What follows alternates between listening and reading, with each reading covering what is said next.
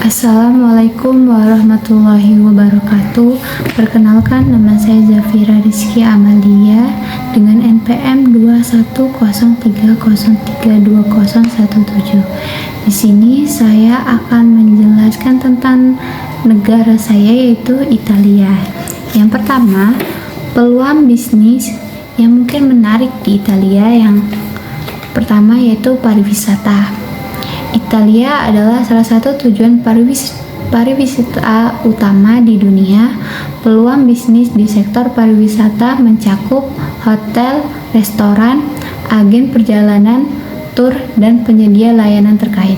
Yang kedua, mode dan desain. Italia dikenal sebagai pusat mode dunia, seperti bisnis di industri mode seperti perancang pakaian, toko pakaian, atau aksesoris mode. Yang ketiga, makanan dan minuman. Kuliner Italia sangat terkenal, seperti restoran, kafe, toko makanan khas, atau bahkan produksi dan ekspor produk makanan Italia bisa menjadi peluang yang menarik.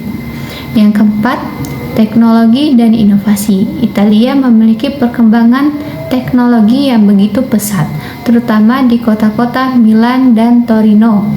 Startup teknologi, layanan IT, dan inovasi dalam berbagai sektor dapat menjadi peluang bisnis kita. Yang kelima, agrikultur. Pertanian dan produksi makanan lokal adalah bagian penting dari ekonomi Italia. Peluang bisnis melibatkan produksi dan penjualan produk pertanian, anggur, minyak zaitun, dan produk makanan lainnya. Kemudian, di sini saya akan menjelaskan sejarah dan keadaan geografis di Italia. Yang pertama, sejarah. Italia memiliki sejarah yang kaya dan panjang.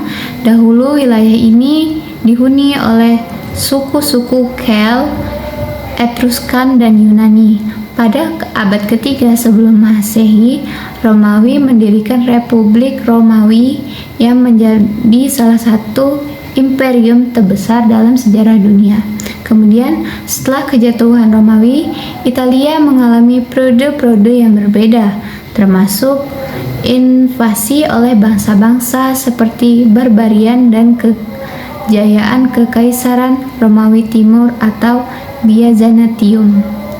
Selanjutnya, pada abad pertengahan, Italia terbagi menjadi banyak kota-kota negara independen seperti Venesia, Florence, dan Milan. Periode Renaissance yang dimulai di Italia menciptakan ledakan seni, ilmu pengetahuan, dan kemanusiaan. Selanjutnya, Italia menjadi negara bersatu pada tahun 1861, dipimpin oleh Raja Vittorio Emanuele yang kedua. Perjalanan unifikasi Italia ini dikenal sebagai Risorgimento. Selanjutnya, Italia ikut berperang dalam Perang Dunia I dan II. Pada tahun 1946, Italia menjadi republik. Selanjutnya yaitu keadaan geografis yang ada di Italia. Yang pertama, Italia terletak di Eropa Selatan dan merupakan semenanjung besar yang menjorok ke Laut Tengah. Negara ini memiliki garis pantai yang panjang, termasuk Laut Tirrenia di barat dan Laut Adriatik di timur.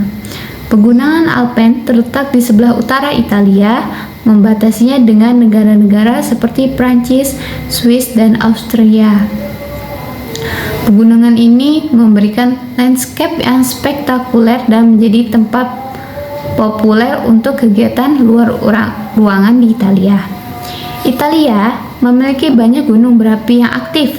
Salah satu yang paling terkenal adalah Gunung Vesuvius di dekat Napoli, yang merupakan gunung berapi yang dikenal karena meletusnya pada tahun 79 Masehi dan mengubur kota Romawi Pompei di bawah abu vulkanik.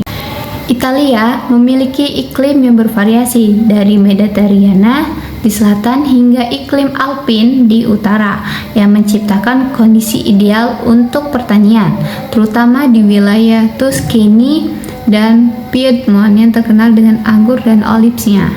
Dalam sejarah geografis, Italia adalah rumah bagi kota bersejarah seperti Roma, yaitu ibu kotanya, kemudian Florence, Venice, dan Milan yang memiliki warisan seni dan budaya yang luar biasa. Ekspor dan impor di Italia. Yang pertama, komoditas utama impor di Italia, yaitu pertama minyak bumi. Italia mengimpor minyak bumi dan produk minyak, seperti bahan bakar diesel dan bensin. Yang kedua, mesin dan perangkat elektronik. Italia mengimpor berbagai perangkat elektronik termasuk komputer, telepon genggam, dan peralatan elektronik lainnya karena tidak memiliki industri manufaktur yang kuat dalam sektor ini. Selanjutnya yaitu logam. Italia mengimpor logam seperti besi, baja, dan aluminium untuk digunakan di dalam berbagai sektor industri termasuk pembuatan kendaraan dan mesin. Yang keempat, produk pertanian. Meskipun Italia menghasilkan banyak produk pertanian, ia juga mengimpor produk tertentu untuk memenuhi permintaan konsumen dan industri makanan.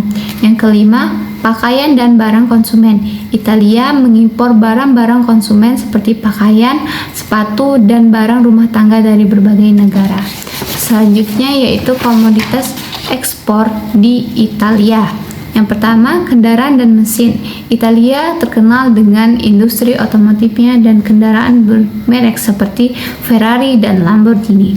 Yang kedua, produk makanan dan minuman. Italia adalah produsen terkemuka produk makanan seperti pasta, anggur, minyak zaitun, dan keju. Yang ketiga, barang mewah. Italia adalah pusat mode dunia dan produsen barang-barang mewah seperti pakaian, sepatu, dan tas. Yang keempat, produk farmasi. Italia memiliki industri farmasi yang kuat dan menghasilkan obat-obatan seperti vaksin dan produk kesehatan lainnya. Yang kelima, mesin dan peralatan industri. Italia menghasilkan mesin dan peralatan industri seperti komponen otomatisasi, peralatan listrik, dan permesinan. Selanjutnya yaitu mayoritas agama yang ada di Italia. Mayoritas agama yang dianut di Italia adalah agama Katolik Roma. Italia adalah pusat Katolik Roma dan merupakan tempat berbagai situs suci dan kota-kota penting bagi gereja Katolik. Selain Katolik Roma, terdapat minoritas agama di Italia termasuk beberapa kelompok Protestan, Yahudi, Muslim, dan sejumlah kecil orang Hindu dan Buddha. Selanjutnya yaitu adalah hari libur nasional yang umum di Italia. Yang pertama, Capodanno atau Tahun Baru yang diperingati pada tanggal 1 Januari. Kemudian Pasqua atau Paskah yang biasanya terjadi pada bulan Maret ataupun April. Yang ketiga, Luna dello Angelo yaitu Paskah kedua, yaitu terjadi pada hari Senin setelah Paskah pertama. Yang keempat, Festa della Liberazione atau Hari Pembebasan Italia, yaitu pada tanggal 25 April, merayakan pembebasan Italia dari fasis dan Nazi selama Perang Dunia Kedua. Selanjutnya yang kelima, Festa dei Lavoratori atau Hari Buruh Internasional yang diperingati pada tanggal 1 Mei. Seringkali diisi dengan demonstrasi dan perayaan oleh serikat buruh. Yang keenam, Ferragosto yang diperingati pada tanggal 15 Agustus, merupakan salah satu hari libur musim panas terbesar di Italia. Yang ketujuh, Ognissanti atau Hari Semua Orang Kudus yang diperingati pada tanggal 1 November ketika orang Italia merayakan Semua Orang Kudus. Yang kedelapan ada Immacolata Concezione atau Hari Immaculata Konsepsi yang diperingati pada tanggal 8 Desember, merayakan keputusan Katolik bahwa Maria, Ibu Yesus, dikonsepsi tanpa dosa asal. Yang kesembilan, Natale atau Natal yang diperingati pada tanggal 25 dan 26 Desember yang merayakan kelahiran Yesus Kristus. Yang ke-10 ada San Silvestro atau Malam Tahun Baru yang diperingati pada tanggal 31 Desember, yaitu merayakan akhir tahun. Sistem sekolah di Italia. Yang pertama ada pendidikan dasar atau yang sering disebut Scuola dell'Infanzia dan Scuola Primaria.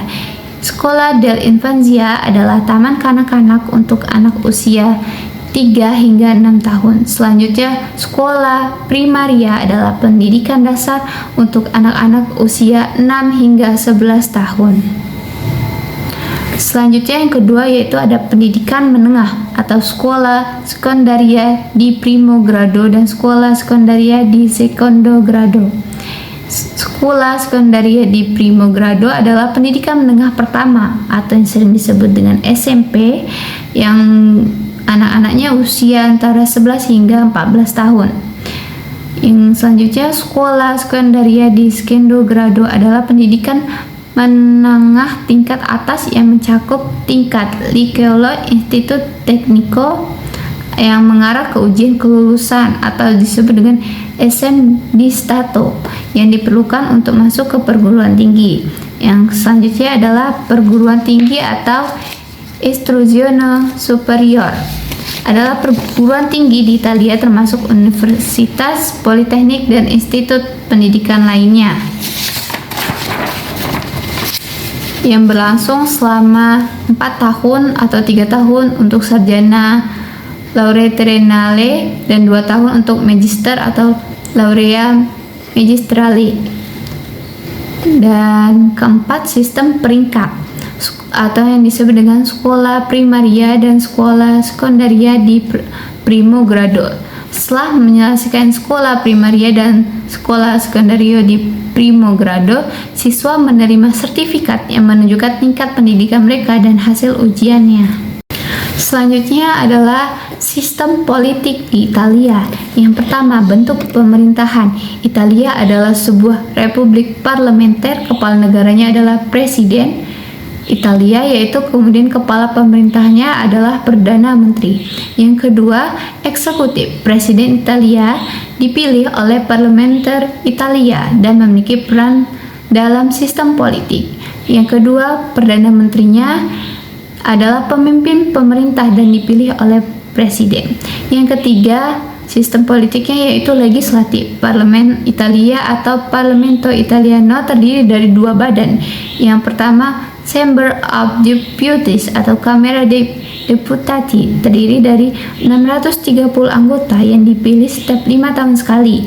Mereka dipilih berdasarkan representasi proporsionalnya. Yang kedua, Senate of the Republic atau Senato della Repubblica terdiri dari 315 anggota yang dipilih setiap 5 tahun sekali. Yang keempat, partai politik. Italia memiliki banyak banget partai politik yang berpartisipasi dalam pemerintahan yang meliputi Partai Demokrat, Liga Utara, dan pemerintah partai lainnya. Yang kelima ada sistem pemilihan. Italia memiliki sistem pemilihan proporsional yang berarti bahwa jumlah kursi dalam parlemen didasarkan pada persentase suaranya. Yang keenam adalah pemerintahan regional. Italia terdiri dari 20 wilayah otonom dan 2 provinsi otonom. Yang ketujuh ada hukum dan sistem hukum di Italia. Italia memiliki sistem hukum sipil yang berdasarkan kode Romawi. Hukum pidana dan perdata diatur oleh undang-undang dan yurisdiksi berada di tangan sistem peradilan sipil. Yang kedelapan ada kebebasan pers. Italia memiliki kebebasan pers yang dijamin oleh konstitusi. Sekian penyampaian presentasi dari saya. Saya akhiri. Wassalamualaikum warahmatullahi wabarakatuh.